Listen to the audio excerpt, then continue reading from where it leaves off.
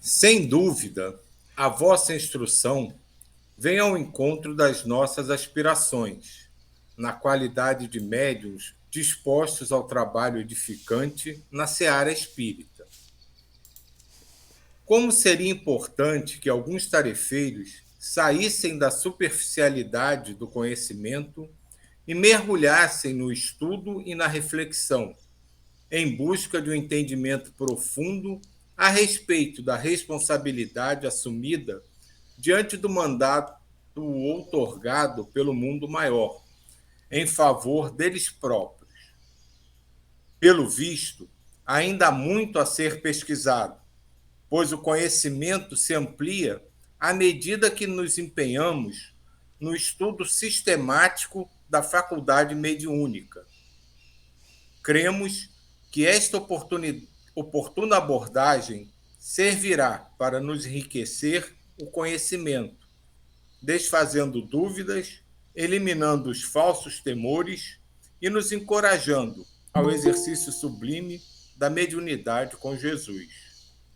É engraçado que ele está falando aqui exatamente o que o Sebastião estava falando antes, né? Que a gente tem que estudar, ver as coisas diferentes, se aprofundar, senão a gente não chega a lugar nenhum.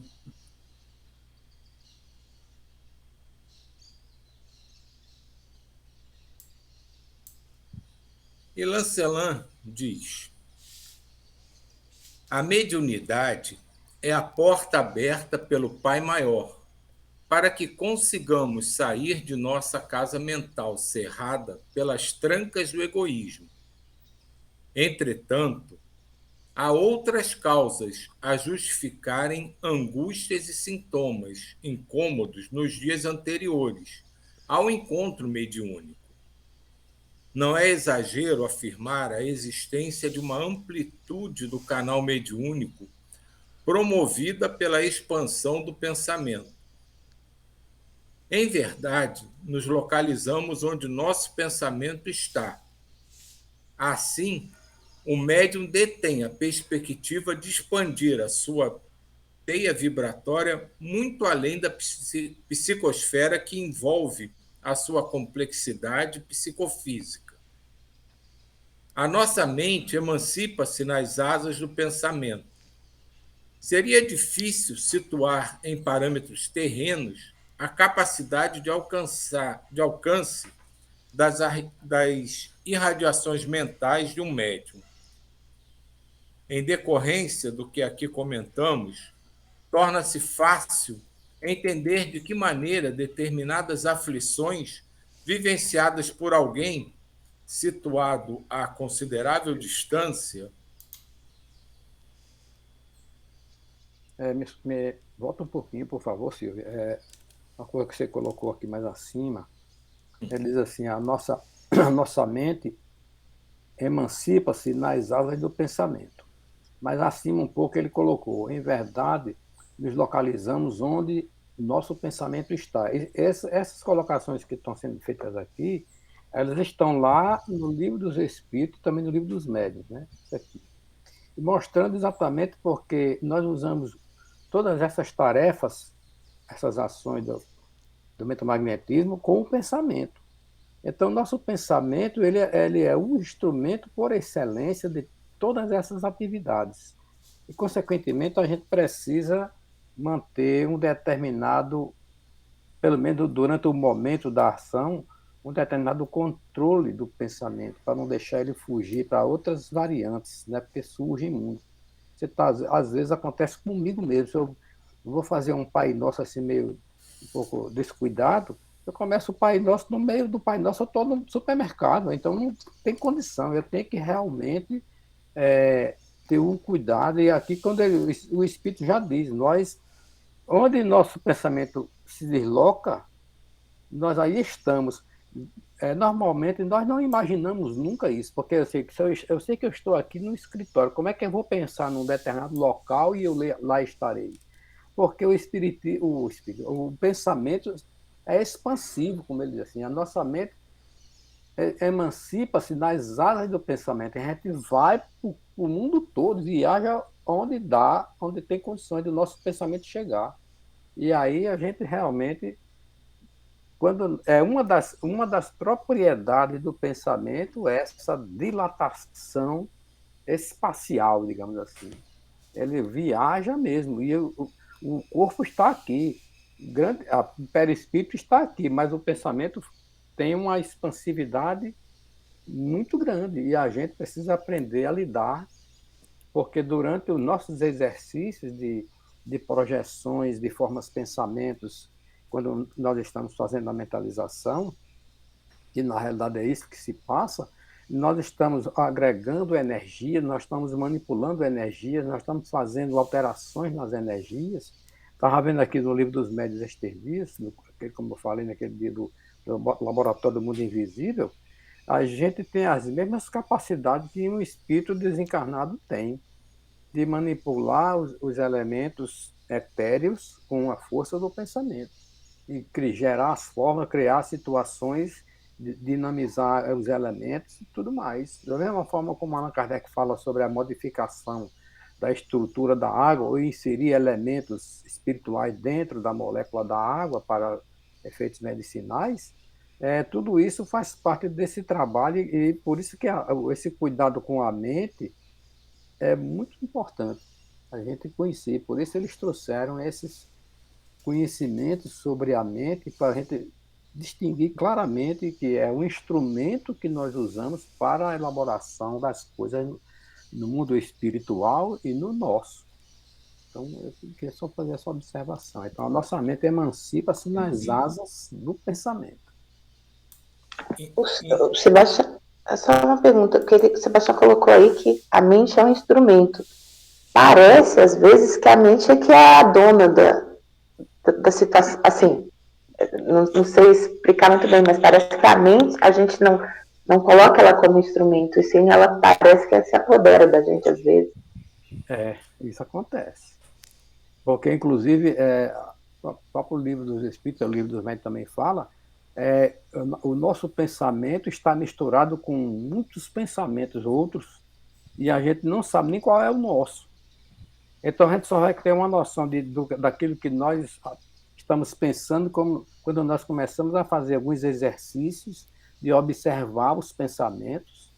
Então, quem é que está observando? Sou eu. Então, o que é que eu quero pensar? Eu quero pensar numa planta de maçã, quero pensar numa macieira, eu não quero pensar no coqueiro. Então, se eu estou misturando coqueiro com macieira, é porque tem alguma coisa interferindo aí, a minha mente está descontrolada.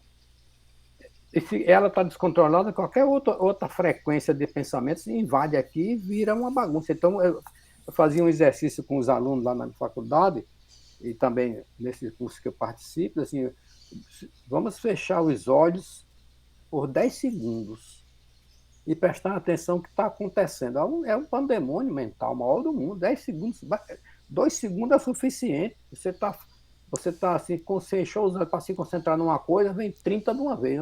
Qual é o seu pensamento?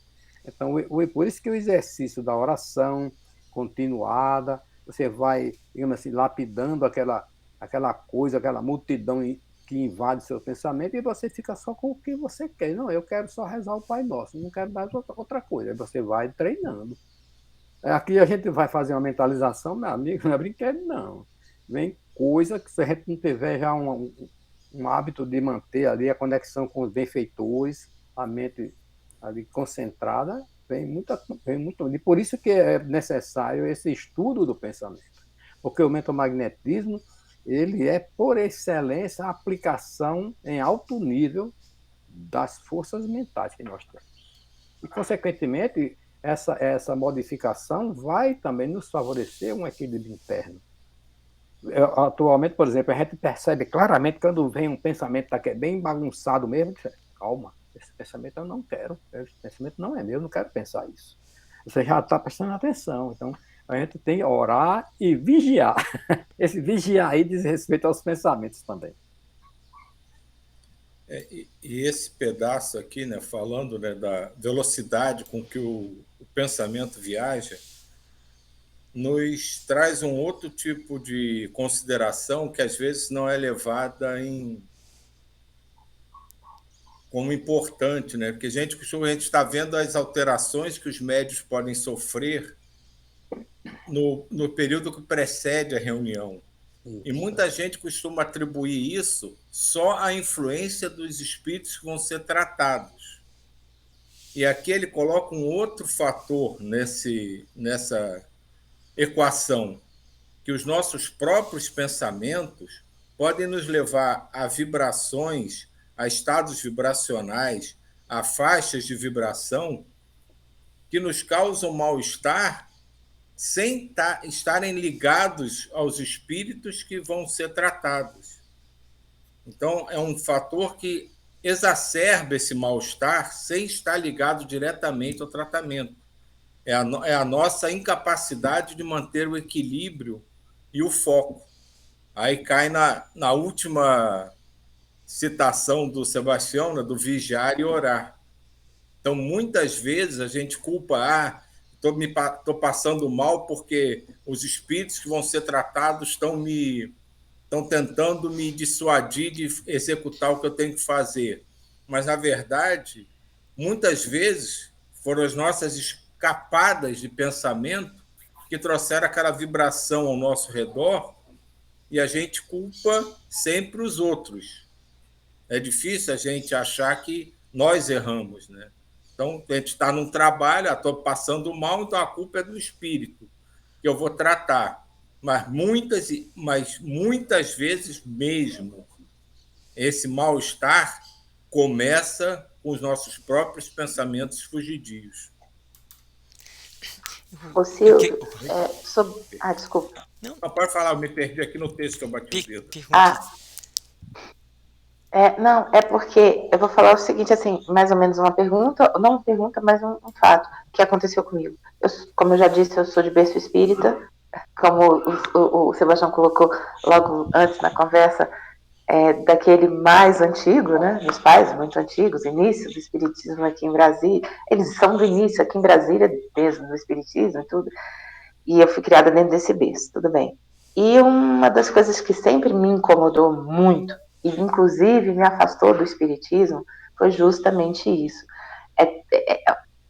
Por muito tempo eu ouvia muitas pessoas culpando os espíritos por determinadas situações, e eu ficava assim, gente, peraí, tudo é culpa do espírito? Vamos dizer assim, dos obsessores, sabe?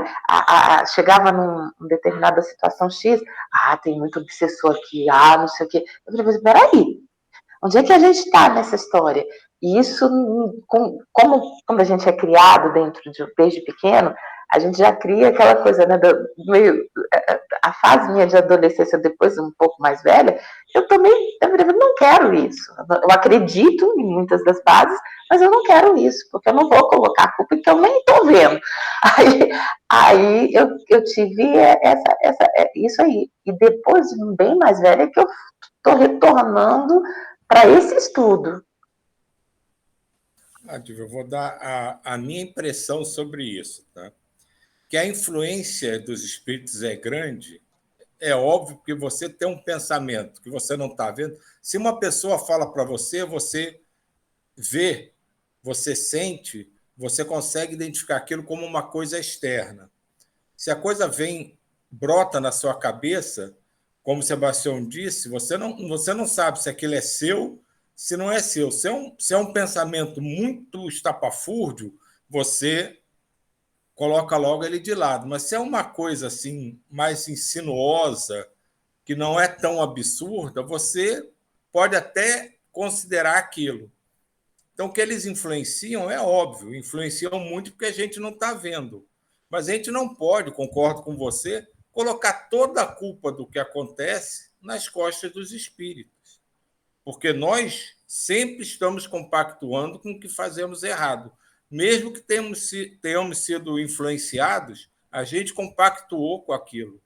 A gente aceitou aquilo, a gente decidiu fazer aquilo. Então, a gente não pode simplesmente colocar a culpa, estou passando mal porque o espírito está querendo me desequilibrar. Eu errei porque o espírito falou para eu fazer. E muita gente é assim. Que eles tentam o tempo inteiro influenciar, tentam. mas a gente aceita se quiser. Aí a gente volta sempre naquela questão, vigiar e orar. Vai fazer qualquer coisa, pensa, é isso mesmo que é para ser feito? Isso é o correto? Isso é o que eu estou tentando acreditar? Mas essa coisa de culpar os outros ainda faz parte da humanidade do ser humano. É mais fácil, é mais agradável você tirar o peso das suas costas e colocar no dos outros. E você vai ser sempre a vítima, nunca o algoz.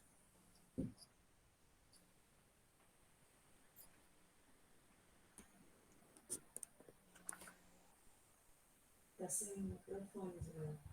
Quem? Ismael, você está sem microfone. Eu gostaria de fazer na verdade, é uma reflexão sobre o que o Sebastião colocou, que foi muito bacana, né, sobre o texto aqui, da questão da mente, né, que ele falou do aspecto da expansão, e vou falando, né, e aqui no texto também fala esse contato que tem com outras pessoas, e aí eu queria só lembrar o que a gente logo no começo desse estudo a gente colocou, mas é muito bacana ter isso bem claro nos estudos do mentomagnetismo, que são, falar do mentomagnetismo, do magnetismo mental, está muito ligado com as nossas propriedades do perispírito, né, dos nossos corpos energéticos, do corpo mental. E uma delas é essa, né, o da expansão, essa capacidade que a gente tem de se expandir, né? E uma outra que no mentomagnetismo vai estar aqui muito implícita e que constantemente fala é a parte da sintonia, né? Então, essa sintonia, essa capacidade da gente entrar, né? Então aqui falou do espírito, da pessoa que está doente, então essa capacidade, né, tudo isso a gente pode controlar, amplificar, cortar, diminuir à medida que a gente vai tendo consciência disso, né? E aí o Sebastião também falou das formas pensamentos, que é importante a gente também ter isso com muita clareza, que também aqui no texto vai estar muito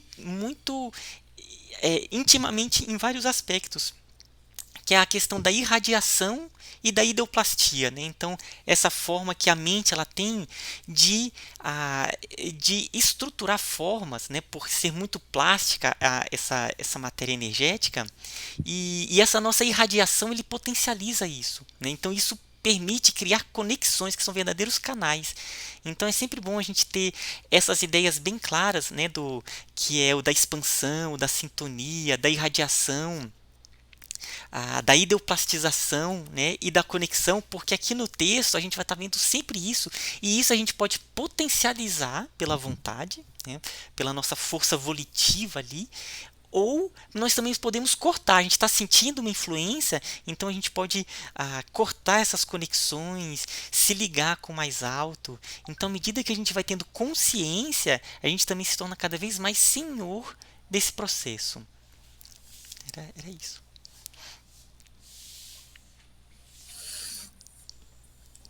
Continuar aqui de onde a gente tinha parado aqui de marcar. Desculpa. Seria difícil situar em parâmetros terrenos a capacidade de alcance das irradiações mentais de um médium. Em decorrência do que aqui comentamos, torna-se fácil entender de que maneira determinadas aflições vivenciadas por alguém situado a considerável distância atingem um médium de forma tão perturbadora. É por meio desse mecanismo que muitos médiuns captam as energias barônicas que os alcançam antes e no dia da desobsessão. Dessa forma, inúmeros tarefeiros abnegados iniciam as atividades assistenciais mediúnicas muito antes da data prevista para a reunião. Alguns médiuns são apresentados aos espíritos que se comunicarão, enquanto outros, em desdobramento, vão conhecer regiões do umbral inferior, reduto das entidades obsessoras selecionadas para o auxílio e, em consequência, se imantam as vibrações perniciosas ali existentes. A essa altura, vale uma explicação. Sem tal envolvimento prévio, muitas vezes não seria possível a comunicação do espírito na data aprazada, porquanto se tornaria dificultoso um ajuste brusco de sintonia entre a mente do médium e a do espírito. Aqui valeria também uma observação que nesses grupos que já trabalham já há um certo tempo com equilíbrio, com regularidade, com médiuns que realmente já têm uma condição de mais ou menos um controle dos processos mediúnicos, isso facilita muito, porque eles já conhecem essa situação. Nós, no nosso grupo, por exemplo, da sexta, nós sempre temos essas ocorrências. E, de regra, muitas vezes acontece com o Gustavo ou outro médium, essa situação, porque ela é importante para auxiliar na sintonização, porque muitas vezes esse espírito está numa determinada condição, às vezes está chefiando um grupo e tudo mais, então ele já tem um preparo e conhece muito dessas questões mentomagnéticas, da energia mental e tudo isso, e eles vão ser trazidos para a reunião, para o diálogo com os benfeitores, e é preciso, então, que o médium já esteja, digamos assim, preparado, já sente, já foi conectado, e muitas vezes o próprio grupo também já é treinado para esse tipo de situação, e acontecem essas reuniões, às vezes, em situações mais complexas.